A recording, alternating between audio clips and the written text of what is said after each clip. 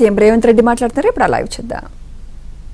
విద్యుత్తుతో పాటు నీరు కూడా అవసరము అని, మరి కృష్ణానది నుంచి నీటిని తరలించాలన్నా యాదాద్రి పవర్ ప్రాజెక్టు నుంచి మనము పవర్ కనెక్షన్స్ తీసుకోవాలన్నా ఈరోజు తెలంగాణ రాష్ట్రానికి పోర్టు లేదు. దేశంలో ఏకైక రాష్ట్రం పోర్టు లేని రాష్ట్రం తెలంగాణ రాష్ట్రం.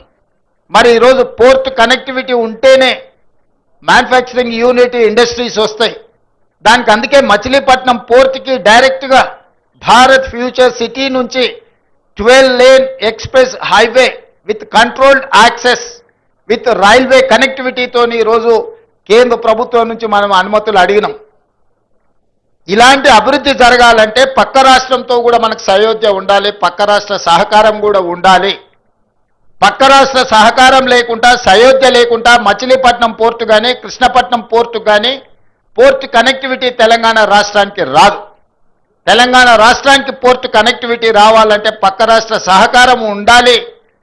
అదేవిధంగా పక్క రాష్ట్రానికి కూడా అమరావతి అభివృద్ధి చెందాలంటే హైదరాబాద్ సహకారం ఉండాలి. నగరం అభివృద్ధి జరగాలంటే భవనాలు కడితే సరిపోదు.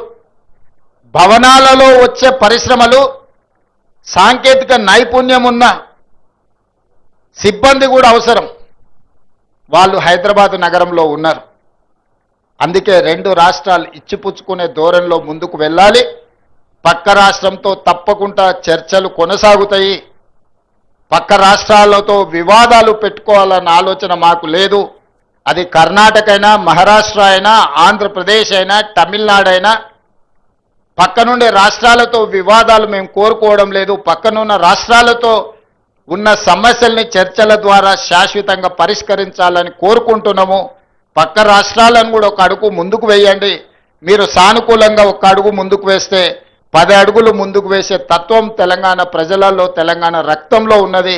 సంపూర్ణంగా మేము సమస్యల పరిష్కారం కోసం ముందుకు వస్తామని తెలియజేస్తూ మరొక్కసారి పరిశ్రమను స్థాపించిన యంగ్ ఎంటర్‌ప్రెన్యూర్స్ని ఈరోజు నేను మనస్ఫూర్తిగా అభినందిస్తున్నా. ప్రభుత్వం వైపు నుంచి సంపూర్ణమైన సహకారం ఉంటుంది.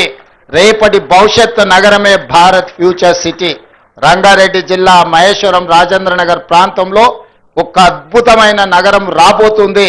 రేపటి భవిష్యత్తులో ప్రతిష్టగా, గొప్పగా, ఇప్పుడున్న దాంట్లో మీరు ఎక్కడుంటారంటే జూబ్లీ హిల్స్లో ఉంటున్నామని పెద్ద పెద్ద వాళ్ళు చెప్పుకుంటుంటారు. అదొక స్టేటస్ సింబల్ లాగా రాబోయే 10 ఇయర్స్లో భారత్ ఫ్యూచర్ సిటీలో ఉంటున్నామని చెప్పుకోవడం ఒక స్టేటస్ సింబల్గా మారుతుంది. ఈ ప్రాంతంలో ఉన్న రైతులకు అగ్వకు భూములు అమ్ముకోకండి. మీ భూముల విలువ తొందరలోనే పెరుగుతుంది. అదే సమయంలో అభివృద్ధి కూడా సహకరించండి.